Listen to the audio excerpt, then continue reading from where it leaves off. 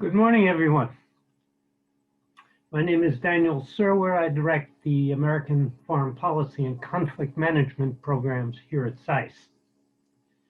It's a particular pleasure to welcome, even if only remotely, Miroslav Lajcak, the European Union's Special Representative for the Belgrade-Pristina dialogue and other Western Balkan regional issues. I'm not going to repeat his formal qualifications, which are very extensive, but I would like to note the many relevant experiences he brings to his current role.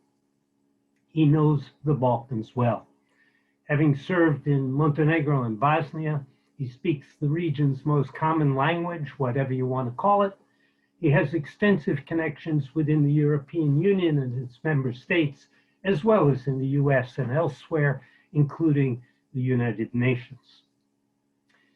But he also has two handicaps, which I trust he will address in the next hour or so. One is the divided EU. Within the Union, there are 5 non-recognizers of Kosovo, including his native Slovakia. That is no small obstacle to normalization between Pristina and Belgrade. The other is my own country, the United States, which has performed erratically for 4 years, also in the Balkans. It has sometimes appeared more competitive than cooperative with the EU. I look forward to hearing how Miroslav intends to overcome these European and American handicaps in order to normalize not only economic relations between Kosovo and Serbia, but also end Kosovo's anomalous political status. Miro, these are challenges worthy of your many talents. Thank you, Professor Serwer. On behalf of the Conflict Management Program, I would also like to welcome our guest speaker, Miroslav Lajcak. I would just like to give a few housekeeping rules for the attendees. Mr. Lajcak is going to deliver his opening remarks, following which we will have an opportunity to raise questions and ask further points based on his remarks. So I would like to invite you to make your questions visible in the Q&A section that you have at your bottom panel. And as a moderator, I will do my best to bring these questions to Mr. Lajcak's attention. Mr. Lajcak, welcome. Thank you for agreeing to speak with us, to deliver this guest lecture. It's a true privilege to have you here. I have tried to arrange for this event for quite some time, since we last saw each other in New York while you were the president of the General Assembly of the 72nd session of the General Assembly of the UN. And since then, I've been trying to get you to speak to the SAIS community and global community at large, thanks to this virtual panels. The floor is yours. Thank you very much, Professor Serwer, Professor Vukovic. I hope you can see me and you can hear me. And I want to thank you very much for your invitation to address you today, and also for your interest in the Western Balkans. As you said, we have tried several times, but I do believe that this presentation is happening at an interesting moment when many important things are happening both in the Western Balkan region and on the global political stage as well. Now, it's a fascinating place. People often say that one can leave the Balkans, but the Balkans never leave you. And I think I am a walking proof of this fact. Western Balkans, which is a political rather than geographical definition, comprising 6 countries. I happened to serve as ambassador of Slovakia to 5 of them, and I was the international community's high representative and EU special representative in the 6th one in Bosnia and Herzegovina. I was in charge of formulating the rules, supervising Montenegrin independence referendum, which I consider a huge success for the European Union's preventive diplomacy. Western Balkans were very much in the center of my attention when I served as the managing director in the newly created European Union Action Service in 2011-2012, External Action Service. Of course, as a Slovak foreign minister, I had the Western Balkans very much in the center of my attention. And finally, since April this year, I'm back in Brussels as the European Union Special Representative for the Belgrade-Pristina dialogue and other Western Balkans regional issues. So sometimes people define the personal relationship with the Western Balkans by 4 stages.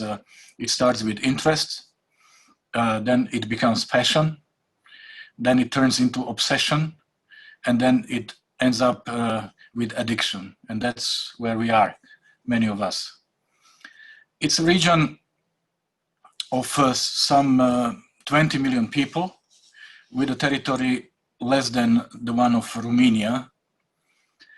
And accumulated GDP in 2018 was roughly 80 billion euro, according to the EBRD. And to put things in perspective, in the same year, the GDP of my own country, Slovakia, which is a country of 5.5 million people, was 86 billion euro. That means we are not speaking about neither a huge part of European territory, neither when it comes to the population, nor when it comes to the territory, nor when it comes to the health. So these are all good agreements in favor, or arguments in favor of their integration. And to conclude this introduction, I would also like to use a quote which is being attributed to Winston Churchill, namely that the Western Balkans is a region that produces more history than it can consume. And this has been very much true and continues to be the case also nowadays. Now, we can look at the region from a number of perspectives or number of angles. And for this presentation, I chose 2. The first one is the European perspective. Why? Because one cannot speak about the Western Balkans without speaking about the European Union. The Western Balkan countries have clearly stated that they see themselves in the future in the European Union as full members. And the same was said by the European Union.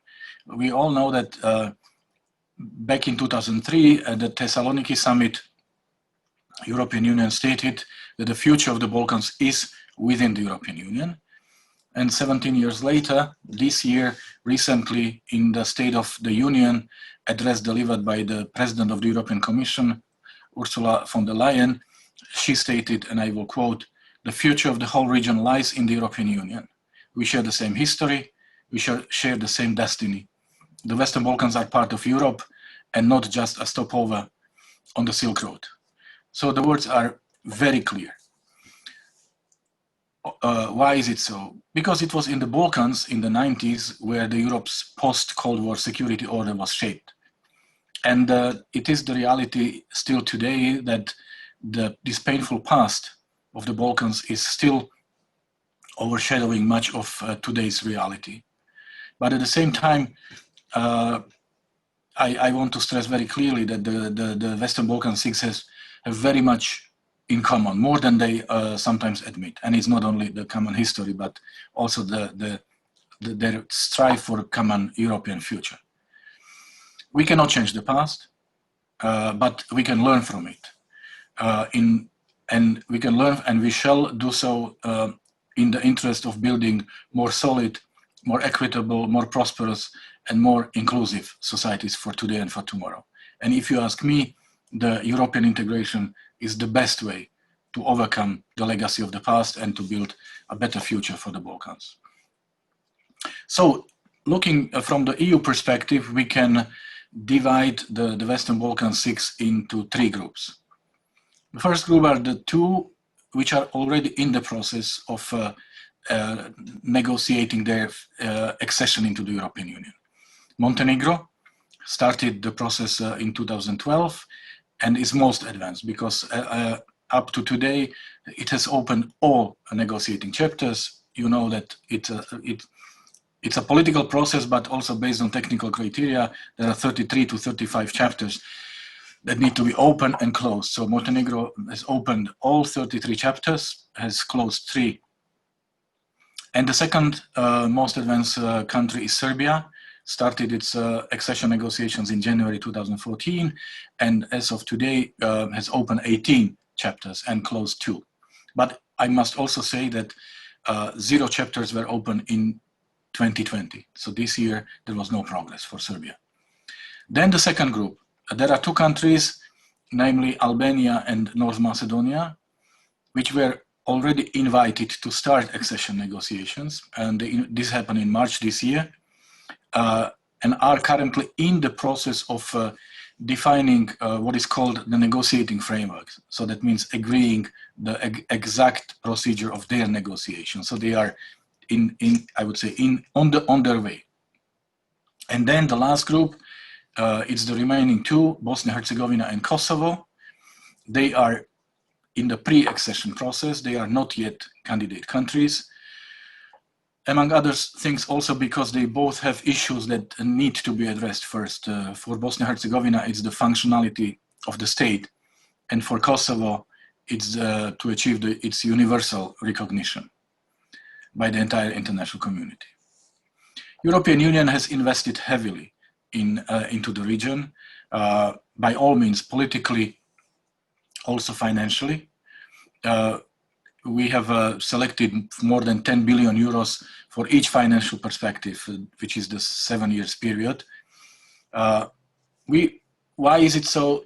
Because it is in our interest to have our neighborhood that lives by our standards, that shares our values, and that has the legal system that is as close to ours as possible. Or to put it in a very simple language, it's definitely better for us to export European stability rather than import instability, because we are so close and we are so much interlinked. So the process is ongoing, and we can discuss the details in the Q&A session. It's not without hurdles and obstacles, sometimes painful. There are problems and challenges on both sides, so also on the EU side. But again, I'm absolutely convinced that this process and the European future is the only positive future for the Western Balkans. Now, the second perspective or second angle through which we can look at the region is when to speak about the problems and challenges the region is facing.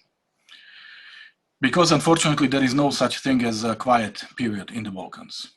When we look only at this year, 2020, we have seen elections in Montenegro, in North Macedonia, in Serbia, in Bosnia and Herzegovina. Albania is getting into elections, and Kosovo got out of the elections, and all in this year. We have, of course, seen numerous examples of past still being very much present and past very much influencing the agenda of today, whether we speak about Kosovo-Serbia relationship, but also more lately Bulgaria, North Macedonia. We can also clearly see that the region is of geostrategic interest for different world powers who are particularly happy when they can fill the void left by the others. And of course, all this is happening against the backdrop of the global pandemics, which of course is plaguing the region no less than the rest of the world. If I make a step back and try to see the bigger picture of challenges, traditionally we have been speaking about 3 major ones. First was the name issue of North Macedonia. The second one, the normalization of relations between Kosovo and Serbia. And the third one, Bosnia and Herzegovina. So let me say a few words about each of the 3. I'm happy to say that the North Macedonian case has been one of the bright spots in the region. Because it looked, to quote Mandela, it always looks impossible until it's done.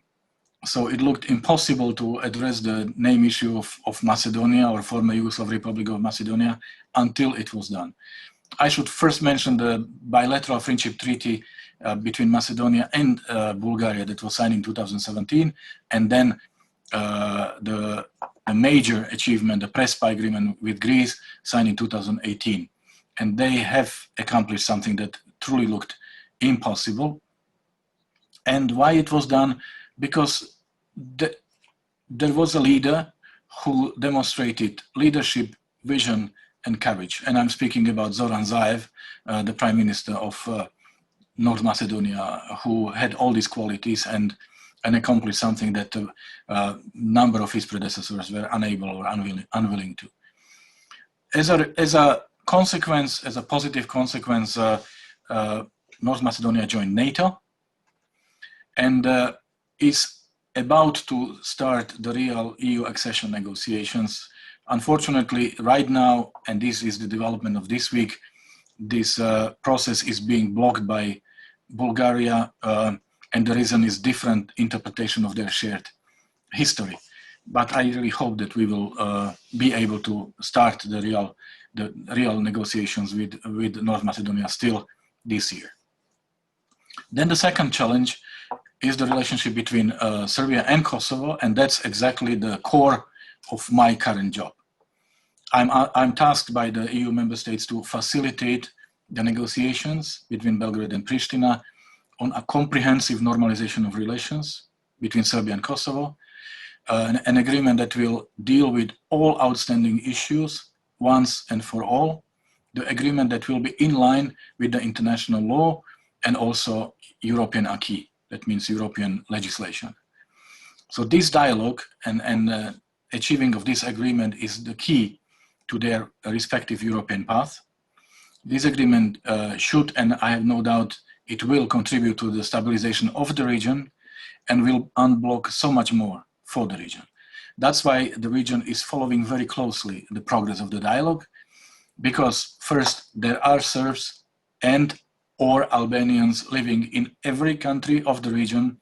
And second, of course, whichever models we will apply in this bilateral dialogue, it may impact or be of interest to their neighbors. It's not easy, obviously, but I'm glad that the dialogue that started in 2011 and delivered some 16 joint agreements, but particularly in the areas of freedom of movement, justice, police cooperation, customs, telecommunications, but unfortunately was stopped in 2011. I'm happy to say that after my appointment, we managed to resume the dialogue. We had 2 high-level meetings between President Vučić and Prime Minister Hoti in July, and the third one in September. We had 6 meetings at the level of chief negotiators. So we unblocked the process, and the process is going on. My role is a facilitator. So if you ask me how I see this role or how I interpret this, it's definitely more than just a note taker. I see my role as making sure that any agreement between the 2 parties is grounded in European principles and values, because besides normalizing the relations, the parallel and equally important goal is to bring both Kosovo and Serbia closer to the European Union. And hence the answer to the question why EU has been in charge of this process, because no one but the European Union can do so. So what have we achieved so far? We resumed the dialogue. We achieved mutual agreement on the main elements of the future comprehensive agreement. So that means we know what we are negotiating. Thirdly, we've achieved full progress on first topics, namely on missing persons, IDPs, and economic cooperation. We chose those topics to begin with because the issue of missing persons and displaced persons deals with a very painful past, and it's also very important for reconciliation, while the second one deals with the issues of the future and should help both Kosovo and Serbia to benefit from European Union economic programs. Right now, we are addressing an issue which is called mutual financial claims and property issues. Again, it's a huge issue and has never been discussed before. So, but we are progressing. So I'm happy to say that the EU facilitated dialogue is back on track. The European Union is back in the driver's seat, but what is ahead of us is a long and winding road rather than a highway. And the third, last but definitely not least challenge in the Balkans is Bosnia and Herzegovina. Here, what I see as a problem is that we, as the international community, are trying to fix small issues while not being able to address the big one, or the most important one, namely the question, what kind of Bosnia and Herzegovina we want? Do we want a civic Bosnia and Herzegovina, meaning one person, one vote, or we want a Dayton Bosnia and Herzegovina? Because the reason why there are so many open issues and so little agreements in Bosnia and Herzegovina is exactly this, that this major issue is present in every small issue. And that's why unless we find a clear answer and unanimous answer to the huge issue of what Bosnia and Herzegovina we want and we support, we will not unlock the door to the functionality of Bosnia and Herzegovina. We are now commemorating 25 years since signing the Dayton Agreement. And of course, there are many ongoing discussions about the role of the Dayton. I would like to stress that Dayton put an end to the most bloody war on the European soil since the World War II. The Dayton Agreement managed to stabilize Bosnia and Herzegovina and allowed for reconciliation to begin. And for 25 years, it has guaranteed the unity and the stability of Bosnia and Herzegovina. Today, it's probably time to look ahead, and particularly to link the future steps in Bosnia and Herzegovina to Bosnia and Herzegovina's wish and dream to join the European Union. And here, I would call for the involvement of the wider international community. And I would say that international community has to be focused, coordinated, and very honest in its effort to help Bosnia and Herzegovina to achieve its European dreams. Because right now we see individual countries taking sides with individual or constituencies in Bosnia and Herzegovina, and that's certainly not helpful. But obviously, while calling for the unanimous approach or engagement of the international community, I must also make it very clear that the main responsibility for shaping the constitutional nature and the future of Bosnia and Herzegovina, of course, is in the hands of local actors, namely elected politicians. And the international community is here to help them whenever and wherever necessary. Few words about the role of the United States. Of course, I'm addressing the US audience, so I should and I'm happy to stress the extremely important role of the United States in shaping the Western Balkans in the last 25 years. All our achievements in the region would not have been possible without extremely close cooperation with our US partners. And the most important precondition for that is that we share the same objectives, namely that the United States understand that the best future for the Balkans is the European future, and the United States are actively promoting or have been actively promoting this European future side by side and hand in hand with the European Union. It was not without questions over the last, I would say, 2 years. But now, with the election of the new president and the new administration, we are very much looking forward to going back to the very good standard of the closest possible cooperation with our US partners to the benefit of the countries and the peoples of the region. So I should probably stop here because obviously I can speak for hours about the region, but we only have a limited time, and I want to give more time to you, to hear from you, your comments, your assessments, and also your questions, which I will try to answer. So thank you very much for your attention. Thank you very much, Mr. Lajcak. We already have a couple of questions that were posted, and some of them were already touched upon in your opening remarks, some of the items. So 2 questions were related to the recent developments regarding Bulgaria's veto of on Macedonia's EU path. And the question is, you know, what would be the way forward? Do you see a way forward in, as you said in your opening remarks, you see a way forward soon, but if you can elaborate a little bit more on how can this be achieved and what would be the advice to both countries? Yes, as I said, Bulgaria was not in a position to give it consent to starting accession negotiations for North Macedonia because of differing views regarding the common past. And here, I want to stress that it's been part of the European principles that the bilateral issues should not hamper the EU integration process and should be dealt with in a bilateral format.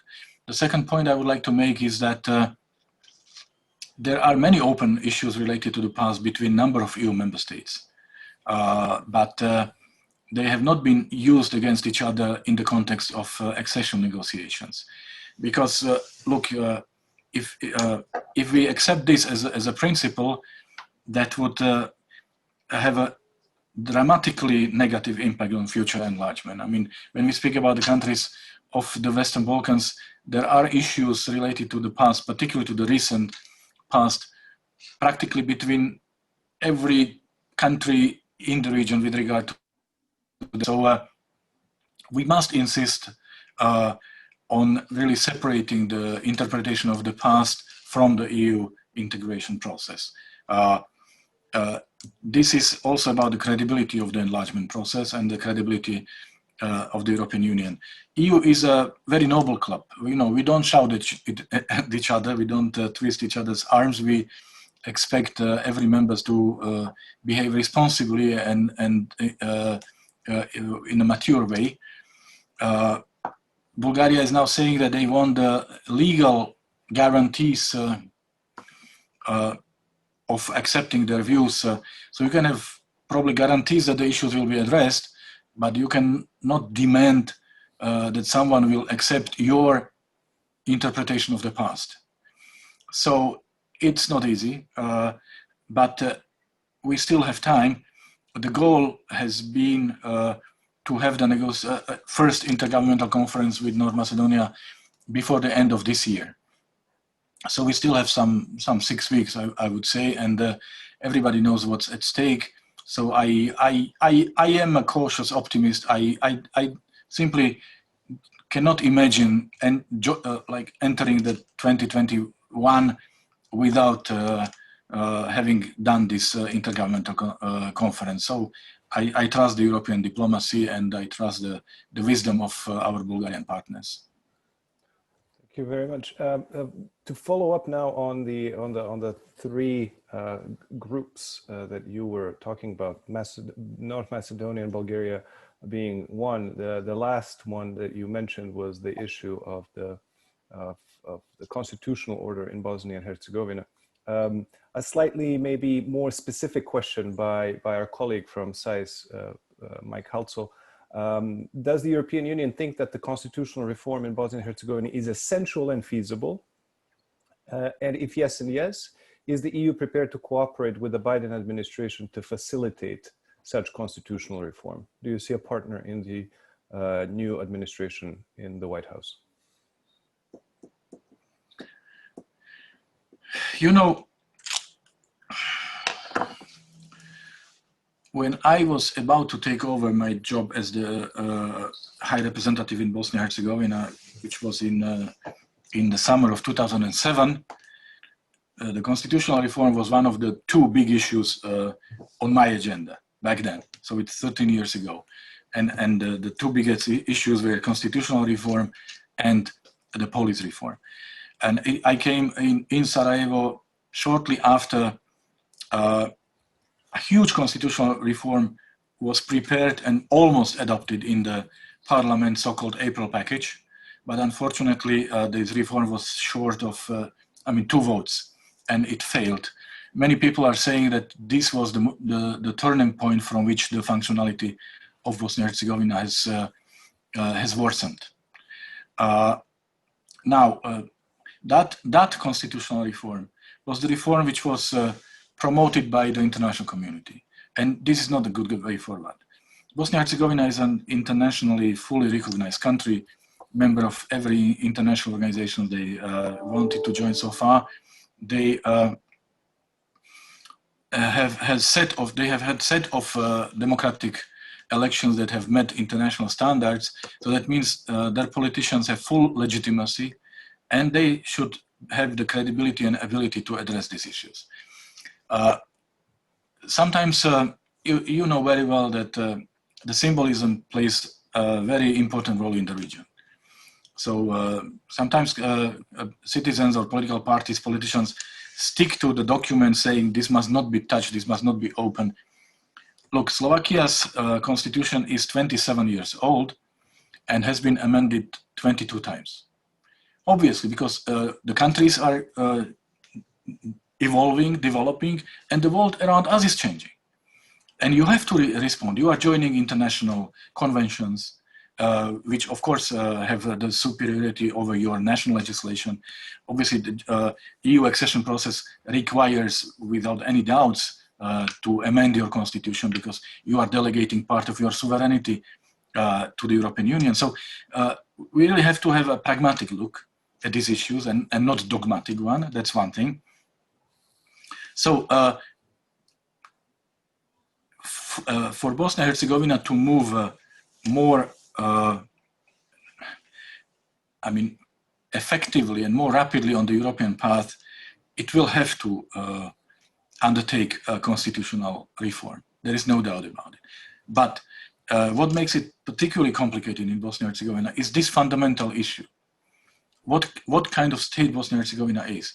Is it a state that has delegated part of its competencies with the entities, or is it a union of two entities that agreed to delegate part of their competencies to the level of the state?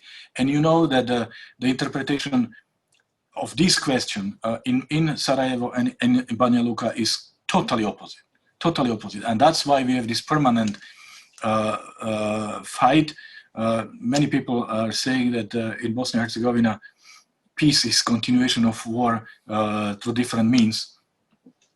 So there has to be a very serious discussion about these fundamental issues, and the international community must be united and must be able to support and help the politicians without playing our usual games and without allowing them to play their usual games. Because right now they are trying to impose, the parties are trying to impose their reading of Dayton constitutions upon their partners in Bosnia and Herzegovina through every single issue they are addressing.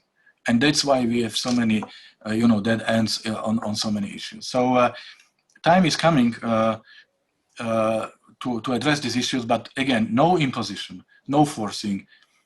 International community must be united in supporting the local politicians. And our EU is absolutely ready to play its part, and more than 100%, we will need the support of the United States in this, because it's also my personal experience that the countries of the region do need to see EU and US acting as one. And I was confronted many times in recent months with the question why it looks like there are two separate tracks, EU tracks and UN track. And I was asked by my partners in Kosovo and in the region, why we are put in the position that we have to choose between the EU and US. This is not what we want.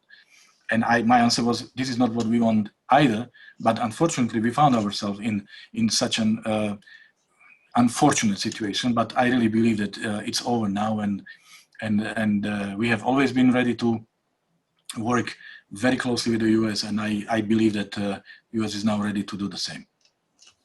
Thank you very much. Now, to follow up on that, since you've touched upon the EU-led dialogue also with between Belgrade and Pristina, our colleague also from SAIS, Ed Joseph, is asking, you have expressed optimism about the prospects of this process, anticipating agreement in a matter of months of sorts. Do you still hold that optimism? what signs do you see when the sides disagree over the primacy of mutual recognition as the main goal, along with acrimony and other challenges? So what informs this optimistic view? We would like to know. Well, my optimism is based on the fact that both Serbia and Kosovo need the dialogue and want the dialogue, and they have stressed it numerous times, and they have also demonstrated by their commitment to the dialogue. So they understand that the dialogue is in their interest, because during the period when there was no dialogue, we saw increased instability, security provocation. So the dialogue gives a feeling of normalcy, of things being under control. So that's one thing. Second, for both Serbia and Kosovo, dialogue is the key to the European Union future. There is no way around the dialogue. So that means they both want the EU future, and therefore they know that they can only get it through the dialogue. Now, what is the interpretation of normalization? Of course, Kosovo makes it very loud and clear that it is full recognition. Serbia is saying we want a fair, a balanced deal where there are no winners or no losers. So Serbia is asking, what are we getting through this? So these are the issues that obviously we are working with. And this is also why I'm saying that there are three parties to this dialogue, because European Union is also a party, because as I said, the dialogue is linked to the European future, and therefore European Union has a very powerful say in all this. So that's why I'm in regular and permanent contact with the member states, and we are discussing all these issues. So it's not easy, as I said, because the issues, these are the issues of statehood, of identity, and no one wants to emerge as loser of this, but our interest is not to have a winner and a loser. Our interest is to have everybody win in this process. You said that your role is that of a facilitator in this process, and the success story that you mentioned at the beginning of your talk was the story of Montenegro, where you were more than just a facilitator. You ended up formulating the outcome for the parties in a way that was mutually enticing, but a very delicate balance had to be reached. How likely is it that you will undertake a similar type of approach in this dialogue, where difficult choices need to be made on behalf of the parties to present them with something of a formula, not in a version of take it or leave it, but something that would be a more clear direction from the EU than just facilitating communication? Yes, you are right that I arrived in Montenegro with the two parties, the coalition and the opposition, were not talking to each other, and we were practically requested to assume a more active role, and we ended up in doing so, including by formulating the referendum question and setting the threshold for a successful referendum. Here, as I said earlier, and I have said several times before, for me, the EU's role is, or my interpretation of facilitator is not to be a note-taker. I do not agree with the philosophy that whatever two parties agree upon, we should accept, because this is exactly where I see the role of the European Union, is that we are also the protector of European values. We are also making sure, and we should make sure, that the final result will bring them closer to the European Union and not push them further away from the European Union membership, and that the final product, the final agreement, will be acceptable for the EU member states and also for the countries of the region. And here, you know that the issue of the land swap was the issue that was very much discussed a year ago, 2 years ago, and created a lot of commotion, a lot of negative reactions in the region in particular. So that's why I'm saying that we are also here to be part of a European solution, a solution for the 21st century, and not the solution that is based on the 19th century. but at the same time, we cannot want the agreement more than the parties want. We cannot find ourselves in a situation that we, present something to them in a take it or leave it form. Because if they don't want to normalize, we will not normalize for them. So, but the moment they want, and this is the case right now, we are here to help. Yes, also to help find the right formulas and to make sure that the agreed texts are European texts. So one of the incentives that and this is, we have a couple of questions related to this, so I'm just going to try to group them together. One of the incentives that the EU has over all other third parties is the European perspective for the countries in the region, and you spoke about it in your opening remarks. However, a few commentators have mentioned that, despite the strategy of 2018, where the envisioned accession date or starting accession date for some countries would be 2025, this date seems to be rather elusive with the developments between Bulgaria and North Macedonia, even more so. How realistic is this time frame still, in your opinion? Is this still something that the countries should aspire to, or have we reached the point in which this time frame needs to be a little bit more relaxed? To speak about timeframes is always risky because you may then end up being a hostage of the time frame. So let us rather look into the substance and to speak about the merit, about the reforms, about progress. And yes, this obviously when the European leaders met in Thessaloniki in 2003 and declared the European future for the region, they have foreseen more optimistic picture than the one we are having 17 years later, when only Croatia joined the European Union out of all these countries that were aspiring. And only 2 other countries, as I mentioned, are formally part of the process. And as I said, the responsibility lies with both parties, because there have been maybe more talk about reforms rather than honest, sincere reforms on the side of the Western Balkans countries in a number of cases. And also there has been less political attention and guidance from the side of the European Union lately.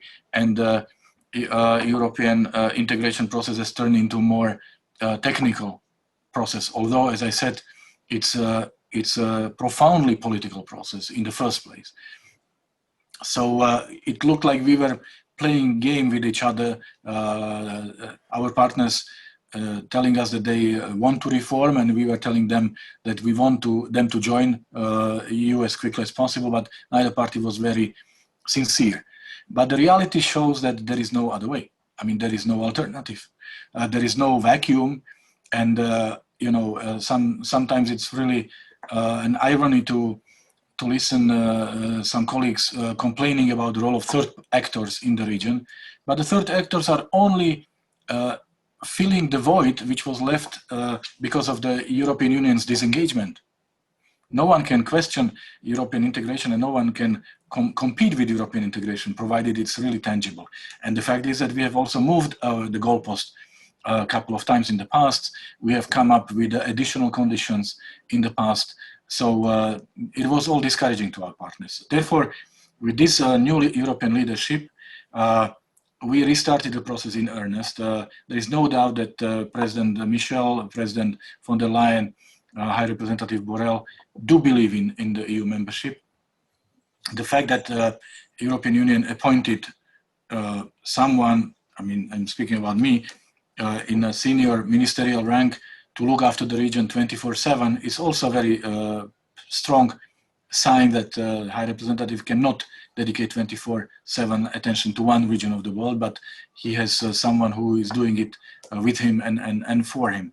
So therefore, we really need this process to regain its credibility. And what I have obviously been observing this process from inside for many years now. And yes, maybe 3 years ago, there was skepticism and questioning whether we, on the side of some member states, whether we want to see the region as full-fledged members of the EU. Right now, everybody understands that every other alternative is a more negative alternative, not only for the region, but also for the European Union. And that's the bottom line. So if I may pick on that idea a little bit on the role of third parties, because this is also something that raises a lot of questions from our audience. How do you see the involvement now of interested third parties that are not keen on seeing EU perspective of the region in full motion? Do you see their behavior as competitive? Do you see their behavior as antagonistic? How do you plan to address that? I have, I would say, very explicit views on this, because normally when you ask these questions, what you hear is a lot of complaint about the third parties who are trying to spoil our work in the Balkans. I am more self-critical, and I always start from myself or from ourselves. And my answer is pretty clear. I mean, we should not be nervous about the role of the third countries as long as we are serious. As I said, no one can offer European perspective. There is no other perspective that can beat the European perspective in its attractiveness. So the third parties come into play only when our partners stop believing in European perspective. And this is when we are blurring this perspective on our side. Of course, European membership is not a gift, it's not a charity. It's a seal of approval that you have accomplished all the necessary reforms and that you are ready to play the European League. And this is also something that must be understood. So it's really about painful reforms. But European Union, you know, is a player who believes in values, who believes in rule of law, who believes in protection of human dignity, human rights. And European Union wants to expand the area where these norms and principles are the leading ones also into the Western Balkans region. So we obviously it's legitimate that other parties, other players have their interest, because the Western Balkans has been a strategic region for centuries, for many reasons. But the key to success is, as I said, credible European perspective, very strong EU-US alliance, and then the other partners are happy and free to and welcome to offer economic cooperation, but there is not more they can offer to us. Speaking of which, what do you expect from the new Biden administration when it comes to achieving that full cooperation that you just mentioned? One question, for instance, was do you think that there should be a similar envoy to yourself, that has a broader portfolio that you would work together close with, or something of a kind? President-elect Biden is a man who knows the Western Balkans very well for years, and he is also well known. So he has the first-hand knowledge of the region and experience from the region.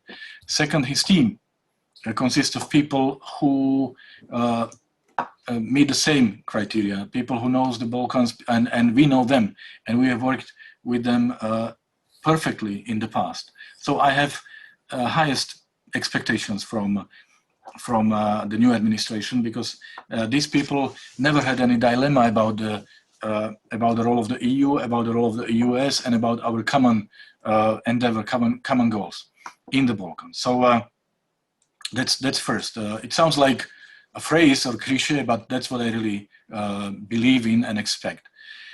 Second, the envoy.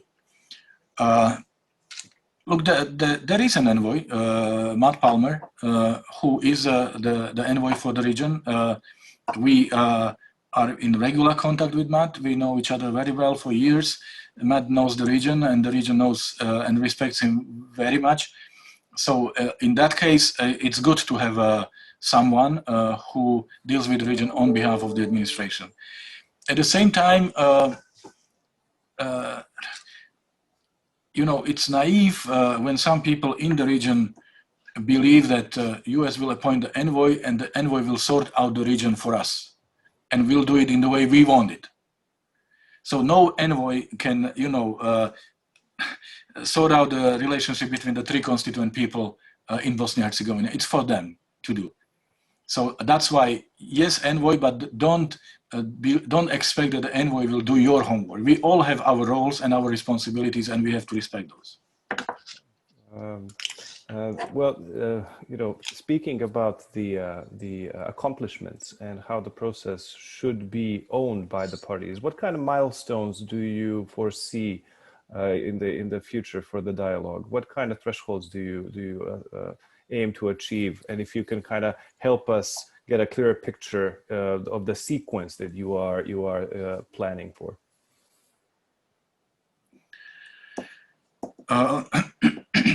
So, as I said, the dialogue started in 2011, following the UN General Assembly resolution adopted in September 2010 that basically mandated the European Union to take over the responsibility of this dialogue. And the reason is because it's linked to the European future. Over these 9 years in the past, the dialogue produced a number of, and I mentioned this already, number of agreements and improved the situation for the people in number of areas. What is different now is that my mandate asks me to deliver a comprehensive agreement that will address all outstanding issues. That means I am expected to bring this process to an end. So we are not progressing like in a way step by step, this sectoral agreement, that sectoral agreement, but we want to agree on a document that will address all issues that have not been addressed before, and the one that we are dealing with right now, namely the financial claims and property, is exactly an example of the issue that has not been addressed before, but also to address issues that have been already agreed to, but not implemented. And here, the example is, for example, the Association or Community of Serbian Municipalities in Kosovo that was agreed twice, actually, in 2013, 2015, but not implemented yet. So we are doing it in parallel. So discussing the new issues and outstanding issues. What is really important is that we presented this vision to both parties. Both parties accepted this vision. Then we also discussed the elements of this comprehensive agreement with them, and they again agreed. So now we are progressing also under the well-known principle that nothing is agreed until everything is agreed. So that means we already have first texts that I mentioned, but we are not signing them. We are not announcing them as standalone agreements. They are waiting for the other chapters or elements to be agreed and then become part of the agreement. There are no easy issues. Obviously, every issue is very political, and therefore, I do not think about milestones. Of course, what we need now is for the political situation in Kosovo to calm down after the departure of President Thaci. We need a government that has a clear majority in the parliament and can get the agreements achieved in Brussels through this legislative body. And we want to continue at the political level as soon as the political situation in Kosovo and pandemic situation in Brussels allows. And for me, there is only one milestone, namely when we reach to the end of this process. And I said, for me, this is not a matter of years. For me, this is a matter of months. We need commitment of all parties, of course, including of the European Union member states. And there are no impossible to resolve issues there. But as I said, very sensitive, difficult, but doable within months. Are there any outstanding issues that were potentially even agreed before, like the? I'm not suggesting. I'm only thinking about the Association of Municipalities, but items of similar sort that are undermining the momentum that you are hoping to achieve. Is there something that you want really to revisit and renegotiate, or you are just trying to build from what has been achieved so far? I don't think we need to renegotiate anything, and we don't certainly don't intend to renegotiate the association. We just need implementation. And yes, there has been like backsliding on some of the issues, or on some of the issues we had like implementation to 90%, but there is still this remaining 10%. So this is what we are going to address. We are not renegotiating what has been negotiated before. And yes, we know and the parties know what the outstanding issues are, but I don't want to make them public because it would look like, you know, blaming and shaming, and this is certainly not my role nor my intention.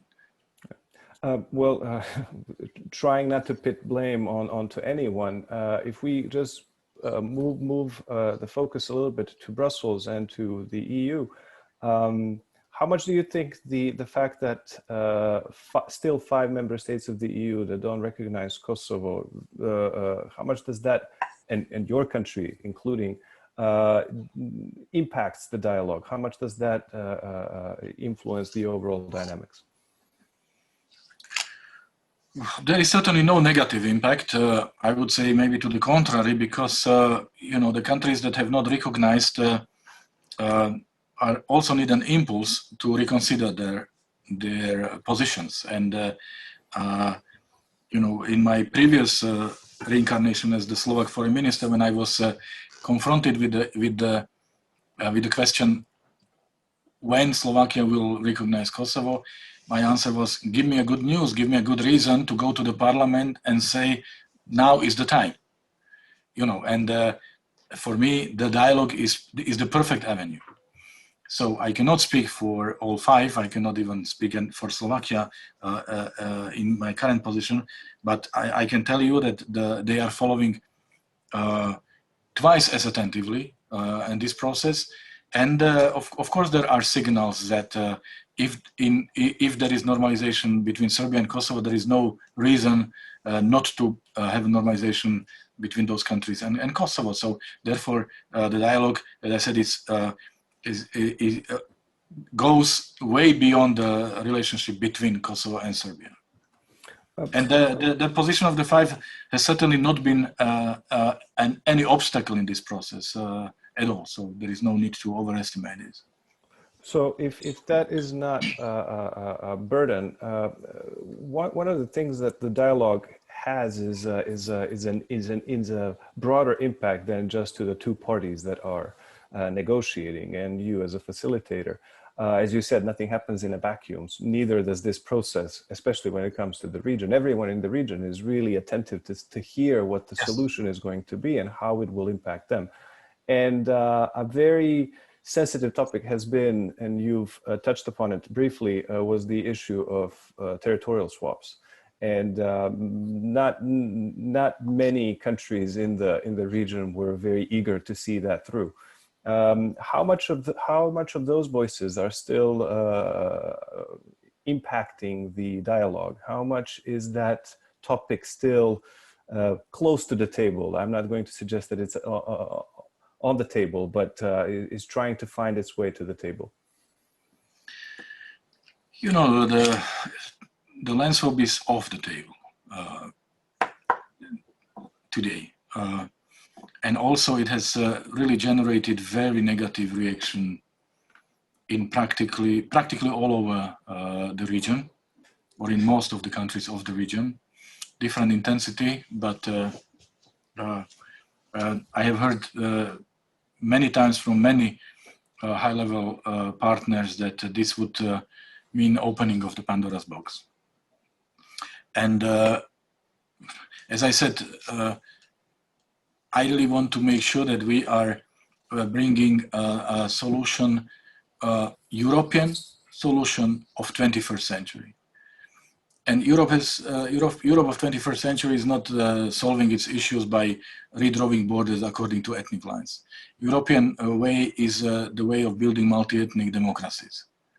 And that's why I see the role of the European Union also at expanding the European standards and European norms into the Balkans, rather than, drafting something like specifically for the Balkans region. I've never believed in this. I've never believed in sui generis because there is no such thing. Everything is a precedent. And also the countries of the Western Balkans are European countries. So therefore we need to apply European solutions. We need to apply European models. And for every issue on the agenda of the dialogue, there is a European model. So if it works in other parts of the Europe, why it should not work in the Balkans? So therefore, this is my way. Let's apply European models rather than to come up with something that is done as if the Balkans is not Europe. And honestly, this is part of the mistake the International Committee has made in the region in the past, trying to impose solutions that never worked before. They never were tried in any other country and would never work in other countries, and they were imposed by the authority of the international community upon the countries of the region, and then the same international community was complaining that those models were not working. So my approach is different, and I really believe that we should bring European models. Obviously, adjust them so that they fit to to the political, geographical, mental landscape, but still to make sure that these are European models. Speaking about European models, we're also witnessing within the EU that there is some backsliding when it comes to democratic standards within EU member states. How can we help the countries in the region not fall into that type of slippery slope? To follow the steps of some countries that now are more than 16 years in the Union and are backsliding when it comes to their democratic standards. The European integration process has a very clear criteria, and yes, obviously one cannot hide that there is right now a sensitive moment when it comes to the discussion about the rule of law and the respect for European values inside of the European Union and inside of the European family. But for me, one should not condition the other. Simply, European Union is dealing with these issues and will address them. But at the same time, the European integration process should not be slowed down because of it. And we should apply the highest standards, well-known standards of the respect for the rule of law, democracy, protection of human rights. And I'm sure that by the time the first countries of the region will be knocking on the European door with the application to enter, we will have sorted out these issues that we are having or have to deal with today. We have about 8 minutes left. Professor Server, do you have questions that you would like to ask our guests? Yes, I have one question about Bosnia and Herzegovina, because Mr. Ambassador, you posed a very important question in my mind. Should Bosnia be a civic country or a Dayton country? And that is a profound question. So my question is, does Europe have an answer to that? And why do you look to Bosnian politicians for an answer when it seems to me they have no interest in a civic Bosnia because they're in power because it's a Dayton Bosnia? Shouldn't you look to the citizens of Bosnia and Herzegovina, not to the politicians? Well, you are now pulling me on a very thin ice, Professor, and you know that. And this is a lecture that is recorded, so I really have to be very careful. First of all, citizens elect their politicians to represent them and also to make decisions on their behalf. That's why we have parliamentary democracy. So we should ask the politicians to do their role. That's one thing. Second, I would say the issue or the Bosnia is coming on the agenda of the European Union. Does European Union have an answer to this question today? Honestly, no.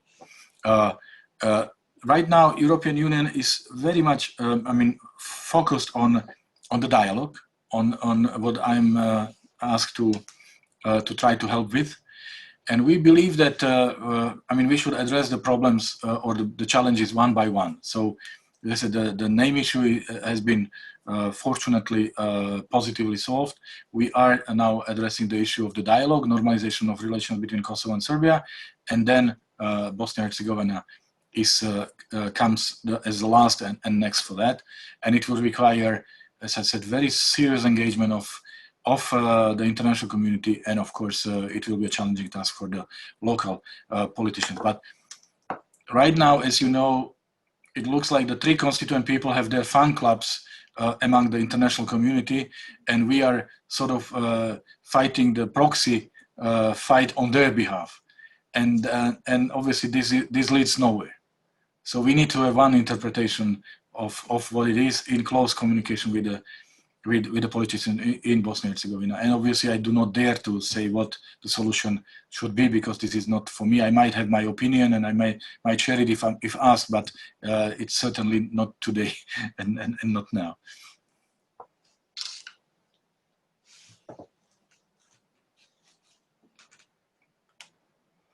We have a few more questions that have come our way. Most of them relate to the dialogue, to the process, and you've touched upon a few of them, and I don't think you can be any more detailed. But has the indictment of Hashim Thaçi impacted the dialogue so far, and in what way? And do the other actors in Kosovo, including the Prime Minister Hoti, have the same political heft to secure the support for implementation of the agreement in Kosovo? Well, the answer to your first question is no and yes, because in practical terms, I would say that the indictment has not impacted on the dialogue, simply because the Kosovo is represented by the government, led by the Prime Minister. So we said we do not choose our interlocutor. So it's not our decision. We are not picking and choosing. It's a decision of Kosovo, based on the opinion of their constitutional court. And I also must say that Prime Minister Hoti is very committed and a very serious partner. He gets a lot of criticism that he does not deserve, because he is representing the best interests of Kosovo and its people in this dialogue. So this is no part. President Thaçi stepped out of the dialogue in 2018 and has not been part of the dialogue, EU facilitated dialogue, ever since. But now comes the yes part. And namely that departure of the president, moreover, departure to that place under those circumstances, of course, has shaken the society, raises many questions, raises many dilemmas. So you have a practical issue that you have an acting president, the Speaker of the Parliament, and the parties have to find an answer to the question who will be the next president and elect the new president, with or without the early elections. That's really up to them. But you also have this emotional moment when the society really responds in a very agitated way to the fact that the president found himself in front of the court in The Hague. So therefore, we understand that we need to give time to time, and as the process continues and the negotiations, the communication with experts continues, but the Prime Minister Hoti, of course, must also feel that when he comes to Brussels next, he has the support and understanding of his political partners and allies. And right now, the priority is really to come to terms with the high-profile indictments in Kosovo. And a last question, which I think is very thought-provoking, because we know how things are unfolding in the region, where politicians use the lack of popular support to defect from any type of meaningful commitment. How much is the EU, how much is your office planning to, or is it planning to, conduct any type of public diplomacy to extend the clarity and transparency about the dialogue and about this process to the local population, so that you can garner popular support amongst the local constituencies instead of depending on the politicians to do it for you? Well, my mandate is wider than just the dialogue. It has 4 points. Dialogue is the point number 1, but I am also expected or asked to promote reconciliation, regional cooperation, also to promote the work of the European Union through public diplomacy and the outreach to the local stakeholders, and also to contribute to the unity of action of the European Union in the region. So public diplomacy is clearly there, and I am trying to reach out to the population in the Western Balkans by doing many interviews. Last night I had a primetime interview on Montenegrin TV discussing the regional issues. So this is part of my mandate. I'm also in contact with the civil society of Serbia and Kosovo. I would say in regular contact, either during my visits or through VTC. I understand that we need to strike the fine balance between preserving the confidentiality of the negotiations and at the same time allowing for the transparency of the process, so that people do not have worries or questions, legitimate questions about it. But at the same time, I am asking my partners, interlocutors, leaders of Serbia and Kosovo, chief negotiators, to do their part, because these are their citizens, their public, and they have to reach out to them, and they are representing Serbia or Kosovo, and they should be able to answer these questions, because it's really not the role of the European Union to get the support of the public of Serbia and Kosovo. We are ready to do our share, but our share is not 100% of this work, if you understand what I mean. I have my constituency, which is the member states, and I'm talking to my member states to make sure that they know what I do on their behalf, and they also feel the ownership of this process. So we all have to do our work here. But as I said, in general, I feel that I am speaking about my work more than I'm doing my work, because the interest is enormous, and there are so many invitations like the one from you. Yes, and I'm trying to respond to those every time when my primary duties allow for it, because again, I don't want this to be perceived as a process which is non-transparent, and people do not get credible answers to their legitimate questions. And we would like to thank you for agreeing to be with us, to share your ideas and plans and views about the process and about the region in general. Professor Server, if you can join us, we have come to the conclusion of the event. Once again, thank you very much, Mr. Ambassador. Thank you for a very thought-provoking guest lecture. We hope to have you back again soon with even better news to share. I'm very confident that this discussion was very useful and insightful for all our attendees in the audience. Professor Server? This was terrific. Thank you very much, Mr. Ambassador. Thank you, everyone. Thank you very much. Thank you, everyone, for joining us. We hope you have enjoyed this talk with Ambassador Lajcak. We look forward to invite you to another event of a kind. Until then, stay well and stay safe in these times of pandemic. Mr. Lajcak, thank you once again. Thank you very much. Thank you once again. Thank you for your attention, for your interest, and I'm very much looking forward to our next meeting and next possibility to talk. Thank you very much. Bye. Goodbye. Bye-bye.